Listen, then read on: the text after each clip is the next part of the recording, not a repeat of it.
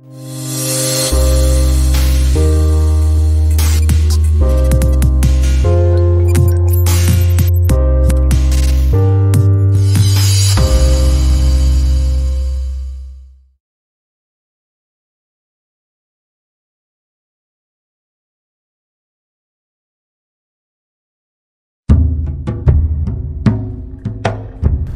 hotel ardía ante el estupor y la impotencia del viejo propietario. Ahí se quemaban décadas de trabajo. La fuente de soda de la esquina, también de su propiedad, se había salvado de las llamas, pero abrirla para que los poetas de la vecina sociedad de escritores pasaran a beber más vino y a continuar recitando sus poemas, muchas veces insufribles, no tenía demasiado sentido, pues un carnaval de destrucción se apoderaba todas las noches del barrio que alguna vez había sido el más rentable de la capital. Desde aquel tiempo habían pasado objetivamente algunas semanas y subjetivamente miles de años. Estaba convencido de que Dios había abandonado a su patria de adopción y que la Virgen del Carmen, la patrona de Chile, se había retirado ofendida por tanto sacrilegio junto. El viejo era católico, pechoño, como le decían a la gente, demasiado fervorosa. Sus hijos y sus amigos solían hacerle bromas sobre aquello, pero él respondía que tenía muchas razones para sentirse agradecido, pues había llegado de España sin nada y había prosperado a punta de esfuerzo, fe e ingenio. A Dios rogando y con el mazo dando, respondía siempre con su ingenua sabiduría peninsular a las bromas y rara vez se perdía la misa del domingo. En los últimos días, la tierra prometida se había transformado en una casa de locos que parecían poseídos por los más brutales de los demonios. A pesar de lo sucedido, se sentía todavía protegido por la providencia, pues había tenido la sabiduría, sin duda inspirada por el Altísimo, de acumular ahorros para tiempos difíciles, aunque nunca imaginó que los tiempos se volverían así de duros. Pero no todo estaba perdido. Los hijos tenían sus profesiones y sus trabajos, por lo que sus responsabilidades de padre de familia estaban cumplidas. Agradeció la muerte de su esposa un par de años antes. Había sido la pérdida más dolorosa de su vida, pero ahora entendía que Dios se la había llevado antes de que tuviera que presenciar la debacle. Una cosa distinta eran los empleados, pero ya no iba a poder hacerse cargo de ellos ni de nada. Tal vez había que dejar el país otrora bendito que lo había recibido con los brazos abiertos y que le había permitido prosperar y cumplir todos sus sueños. Volver a cruzar el charco, esta vez para siempre, parecía ser el único proyecto viable. Sin embargo, las noticias de la madre patria tampoco eran alentadoras. Era como si una extraña fuerza se hubiera apoderado de las juventudes de todo el mundo y quisiera simplemente destruirlo todo. En cualquier caso, con lo que tenía podría comprar una pequeña casa en algún pueblo perdido de la península y dedicarse a nada. Don José, sin embargo, no era un hombre contemplativo, así que no iba a quedarse sentado escribiendo poesía o estudiando. Tal vez un pequeño negocio que no rentara mucho fuera la solución, uno como el de su padre. Desde el parque de enfrente contemplaba el saqueo, la huida de los huéspedes, la consternación de las mucamas, los botones, las recepcionistas y a Manuel, el gerente talentoso que hacía los convenios con las agencias de viaje. Él ardía en rabia. El hotel era casi tan suyo como de él y era un hombre joven con demasiado futuro por delante como para tener la calma que dan los años. Pero era un tipo inteligente y trabajador, así que estaría bien. Tal vez llevarlo con él a España para continuar haciendo negocios juntos no fuera mala idea, pero era algo para pensar un poco más adelante. ¡Chile despertó!, gritó un muchachote, tal vez de 20 años o caso menos. ¿Qué sabes tú lo que despertaste?, le gritó el anciano como respuesta. No había odio ni resentimiento en sus palabras, más bien un pesar profundo, pero nunca tanto como para batir a un viejo coño a prueba de todo. El joven se dio media vuelta, lo miró con fiereza en los ojos, pero el anciano no tenía miedo, porque tenía el valor de que lo ha perdido casi todo y lo que no había perdido estaba asegurado, así que ya no tenía nada que temer. El muchacho retrocedió ante la mirada de don José, que no tenía la intención de intimidarlo ni ninguna otra. Cuando el joven huyó, porque lo que hizo fue huir, el anciano se extrañó, pero no le dio la más mínima importancia. Tenía cuestiones más urgentes que decidir. Juan Pablo era estudiante de trabajo social en la Universidad Cristiana. Una universidad que era cristiano no tenía más que el nombre y que era el nido de anarquistas, trotskistas y toda clase de izquierdistas asistémicos, es decir, de aquellos que quieren destruir el sistema pero que carecen de un proyecto político de reemplazo. En las clases, las lecturas y sobre todo en las conversaciones en la cafetería, una bella muchacha liderada apasionadamente, se había ido convenciendo de las más extrañas doctrinas y estaba ya seguro de que todos los privilegios debían eliminarse, y su actividad revolucionaria del mundo real estaba acompañada de un tremendo activismo virtual que consistía en compartir consignas y memes en Instagram. No había sido él uno de los que había quemado el hotel, pero había entrado para avivar el fuego, un acto más bien puramente simbólico en un edificio ya condenado por los acelerantes y las llamas. La euforia del fuego había dado paso a una extraña sensación cuando el viejo le contestó el grito. Hubiera podido reducirlo fácilmente con un par de patadas y era lo que tenía decidido hacer, hasta que algo en la mirada del anciano le hizo retroceder, pero ¿había sido su mirada? «No sabes lo que despertaste». La frase resonaba todavía en su cabeza. ¿La había dicho el viejo? Había algo en esa voz, acaso en las palabras, que había abierto una especie de puerta a las más extrañas percepciones. Caminó sin rumbo y se encontró entre los tótems que habían puesto en el bandejón triangular que precedía la Plaza Baquedano. Parado justo al centro, junto al monolito más extraño al que rodeaban los otros tres, aunque tenía para él un aspecto vagamente familiar. Este último era de piedra, o quizá estaba hecho de alguna sustancia artificial muy parecida. Lo tocó, y algo así como una corriente eléctrica subió por su brazo. Decidió que era hora de partir a casa. No buscó a sus amigos, ni quiso despedirse de nadie. Caminó varias cuadras por Providencia hasta más o menos la altura de calle Carlos Antúnez, y allí pudo por fin encontrar un microbús que lo llevó al departamento en el que aún vivía con sus padres, quienes no tenían la menor idea de las actividades en Plaza Baquedano, en las que había participado desde el comienzo, saliendo de las reuniones de su universidad que quedaba cerca. A su padre especialmente no le gustaba demasiado la universidad cristiana, precisamente por su reputación de ser una cuna de rebeldes. Los edificios del plantel estaban decorados con grafitis, mosaicos y lienzos con consignas que él consideraba simplemente demasiado. Muerta al macho, la revolución será feminista o no será, abajo el capitalismo. Sin embargo, el precio de la colegiatura era extremadamente accesible comparado con otras universidades más de su agrado. No pasó demasiado tiempo antes de que el joven cambiara, o más bien comenzara a tener un discurso político. Durante sus años de colegio, el muchacho parecía más preocupado de leer a Lovecraft, jugar videojuegos y una excéntrica ficción al ocultismo. La había heredado de su difunto abuelo materno, quien era el gran maestro de una antigua sociedad secreta conocida como simplemente la Hermandad de la Rosa. De él también había heredado una colección de libros que había devorado sin comprender del todo, y un juego de cartas de tarot que era imposible de encontrar en una librería normal o incluso en una especializada.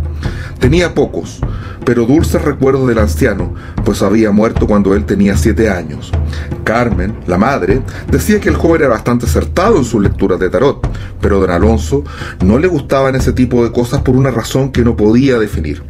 Por esta indefinición, nunca se manifestó en contra de la afición de su hijo, además de que el muchacho hacía algo de dinero echando las cartas a los vecinos y a clientes que conseguía por las redes sociales. Juan Pablo trató de lucir lo más normal posible. La pañoleta palestina que usaba guisa de capucha estaba convenientemente puesta en el cuello. Esperaba encontrarse con sus padres dormidos, pero en cambio se encontró a su don Alonso despierto y sentado en un sillón de la sala. «Hola, papá». «Hola, Juan Pablo». El joven se extrañó ante la actitud taciturna del padre. «¿Qué te pasa?» «Quemaron el hotel principal. Era cliente de la empresa. No era de los más grandes, pero el viejo coño llevaba como 30 años con nosotros. Parece que se vuelve a España». Era precisamente el hotel al que había entrado a ver las llamas. No había pensado que su padre era uno de los socios de una empresa que vendía insumos a hoteles, restaurantes y hospitales. Lo llamé por teléfono, pero no me contesta. Supongo que está bien, las malas noticias vuelan y seguramente está muy ocupado. No imagino qué se debe sentir perder el esfuerzo de una vida. Chile despertó. Estos mocosos no hicieron más que despertar la ruina, la pobreza, el odio y la envidia, dijo Alonso casi para sí mismo. Tú, anda a acostarte y no te metas en las idioteces que hacen los tipos de tu universidad. Dijo esto último más bien con ternura, porque no estaba enterado en absoluto de las actividades de su hijo. Juan Pablo no había pensado en quemar el hotel esa noche. En rigor, no había pensado en nada, ni había sido uno de los artífices del incendio. Solo se había dejado llevar por el efecto enjambre y la euforia. A esa hora, varios de sus compañeros, que tampoco habían sido los autores del atentado, habían sido detenidos.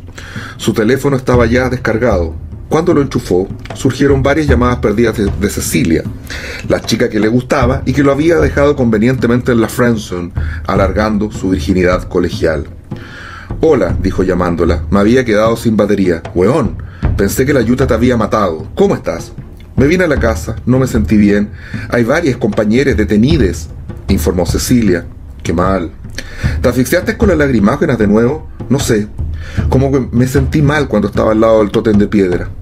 ¿Cuál tótem de piedra? Ese que está en medio de los tótem de madera. Amigue, estás alucinando. No hay ningún tótem de piedra. Los tres son de madera. El del medio es como de piedra. A lo mejor es de cemento. Juan Pablo, son los tres de madera. El cuarto, el del medio. Hay tres. Ya, qué bueno que estés bien. Nos vemos, cuídate.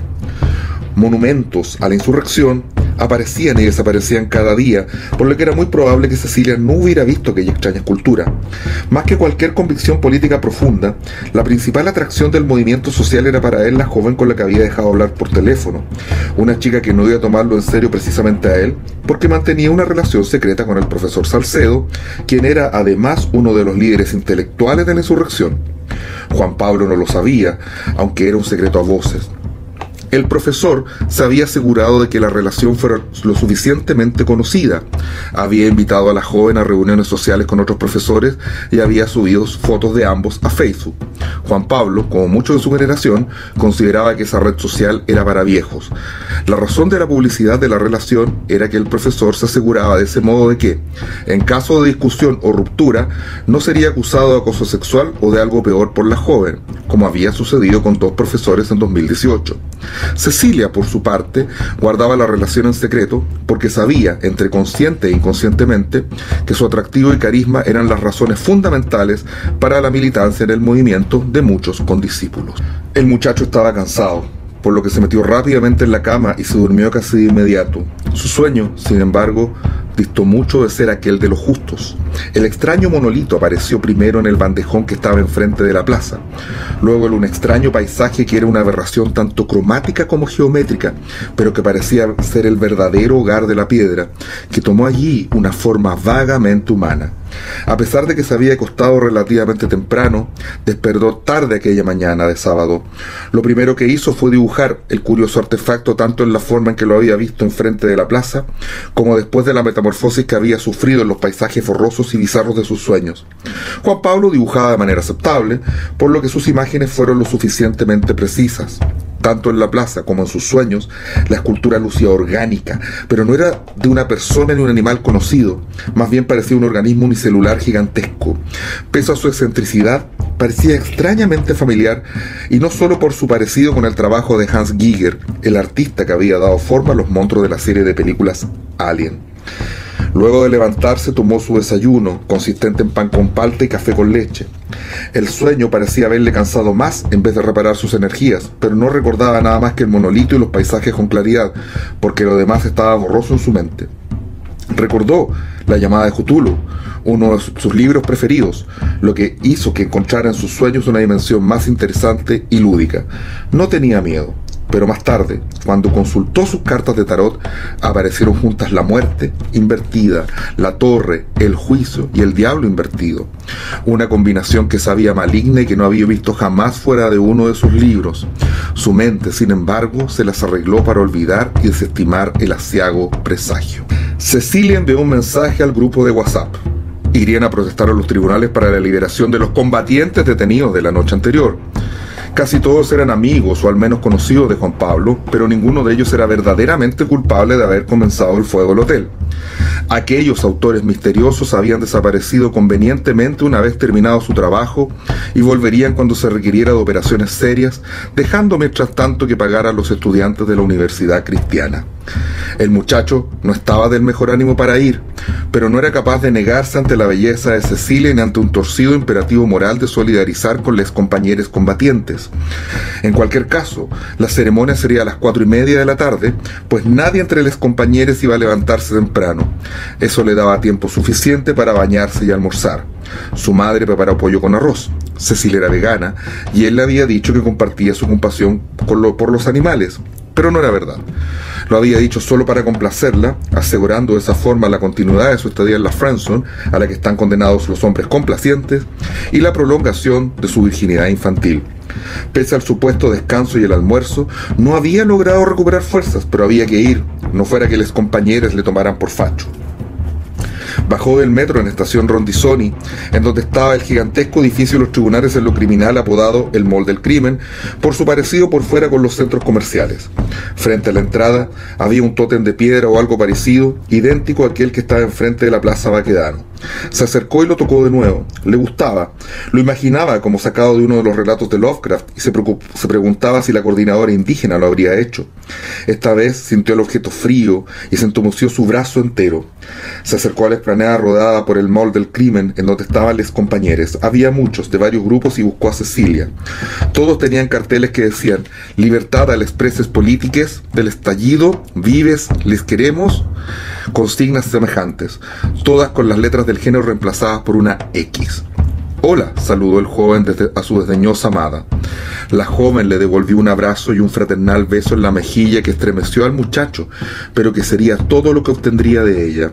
Llevaba esos shorts que permitían ver la parte baja de los glúteos con la intención de provocar el piropo de algún patriarca opresor y tener así la excusa para insultarle y con él a todo el sistema heteronormativo y estructuralmente machista. Juan Pablo iba a comentar el tótem de piedra que estaba en el bandejón de enfrente y que debía ser visible desde la explanada, pero cuando se volvió para verlo de nuevo, comprobó que ya no estaba ahí. Todavía tenía el brazo medio entumecido por el contacto y aquello no era una ilusión. En un acto de osadía sin precedentes, tocó con esa mano la mejilla de Cecilia. «¿Cómo puedes tener la mano tan helada con el calor que hace?». El joven se encogió de hombros y esbozó algo así como una sonrisa que quiso ser traviesa, pero que en realidad no era más que la risa nerviosa que oculta el miedo. Entonces llegaron los Diablos Rojos, que era una banda de murga, es decir, una banda que tocaba en eventos callejeros supuestamente teatrales y artísticos. Haciendo honor a su nombre, era una banda musical de unos 30 jóvenes, hombres y mujeres, que vestían de rojo y que llevaban máscaras de diablos tejidas de lana. Comenzaron entonces con su música y todos los diversos grupos que protestaban se sumaron a una especie de corro y la protesta pareció más bien un carnaval. No harían destrozos en ese lugar, porque hacerlo rodeados de docenas de jueces capaces de llamar a la fuerza pública era más delicado. La danza era frenética. Cecilia se unió al corro de ménades y coribantes y se dejó llevar por la sensación colectiva. El entumecimiento del brazo de Juan Pablo comenzó a aumentar y sintió la necesidad urgente de huir de ahí. Afuera, como si lo esperara solo a él, estaba el tótem de piedra, que esta vez parecía moverse como si respirara orgánicamente. «No sabes lo que despertaste», dijo de nuevo la voz del viejo español en su memoria, y casi pudo escucharla físicamente. Una línea negra apareció en la mitad de la piedra y pareció partirse en dos para revelar algo así como una apertura de una negrura más profunda, con la forma parecida a una elipse, aunque esa forma desafiaba tanto a la geometría euclidiana como a la del espacio. De ella comenzaron a salir sombras que parecían amebas transparentes, una tras otra, pausada pero sostenidamente. Entonces Juan Pablo recordó su sueño y recordó haber visto a estos seres en aquel paisaje bizarro. No lo hizo, pero sabía que, si tenía la osadía de asomarse por la abertura, vería aquellos paisajes aberrantes. Las primeras amebas de oscuridad se dirigieron a la explanada que estaba al centro del edificio de los tribunales y Juan Pablo adivinó que iban tras sus amigos manifestantes. A pesar de sus últimas hazañas en la Plaza Baquedano, el muchacho no era especialmente valiente y, sin el efecto enjambre, se reveló su natural cobardía, aunque ni el más valiente que hubiera contemplado la escena hubiera sido capaz de mantener un temple digno. Se dirigió al metro, pero el tren se tardaba porque la frecuencia era menor durante los fines de semana. Las sombras comenzaron a invadir la estación, pero al parecer solo Juan Pablo era capaz de verlas, porque las demás personas de los andenes mantenían la clásica actitud indiferente de todas las estaciones del metro del mundo. Las amegas de sombra flotaban entre los pasajeros como si los olisquearan, pasaban de uno a otro, pero ciertas sombras se quedaban sobre alguno de ellos, a quienes parecían escoger, y se veía cómo salía luz desde sus coronillas, y cómo esta luz desaparecía en la ameba de sombra, que perdía transparencia y parecía ganar más sustancia, aumentando su opacidad. El tren por fin llegó, y los extraños entes parecieron dispersarse por un momento, pero cuando los carros se detuvieron aparecieron más.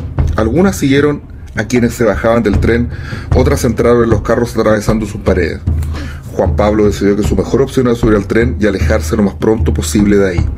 En él las sombras continuaron con la misma actitud que habían tenido en los andenes, hasta que finalmente cada una de las que estaba en él quedó herida una persona, succionando una especie de luz, aunque la mayoría de los pasajeros parecían libres del ataque. Afortunadamente, pensó, Las amebas de sombra no parecían tener ningún interés en él. Cuando cambió de línea para volver a su casa, el nuevo tren se veía normal y no parecía haber ninguna de aquellas entidades allí. En el departamento no había nadie. Sus padres solían salir a tomar café a alguna cafetería cercana, así que estaba solo. Había logrado entender que la escultura era una especie de portal hacia un mundo paralelo, y entonces recordó haberla visto antes. Los libros de su abuelo estaban en un dormitorio convertido en una suerte de oficina en la que él y su padre solían trabajar y estudiar. Tapizaban 2 paredes completas y solo la mitad estaban en castellano, pero había un libro con tapas de cuero rojo que de pronto estaba muy claro en su mente. Era la edición bilingüe de Scientia et Ars Vocatio Daemonorium, Ciencia y el arte del llamado a los demonios, un anónimo del siglo XIII mucho más grueso que un grimorio simple y que era algo así como la declaración de principios de la Hermandad de la Rosa. Lo había leído cuando niño, cuando era demasiado maduro para entenderlo.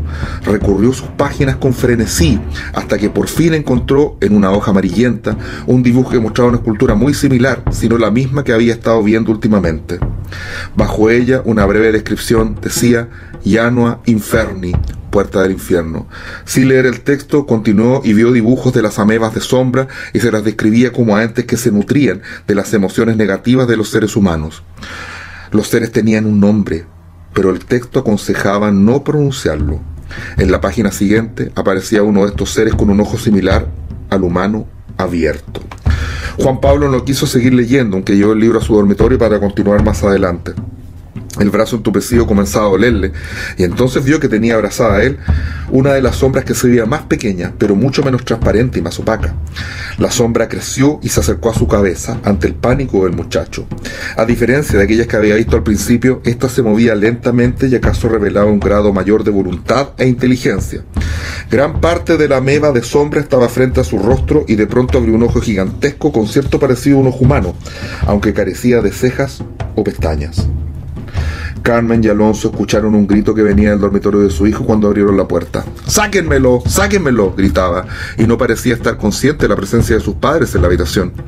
Luego de varios intentos de comunicarse con él y de recibir varios fuertes matotazos, se resignaron a llamar al servicio de emergencias.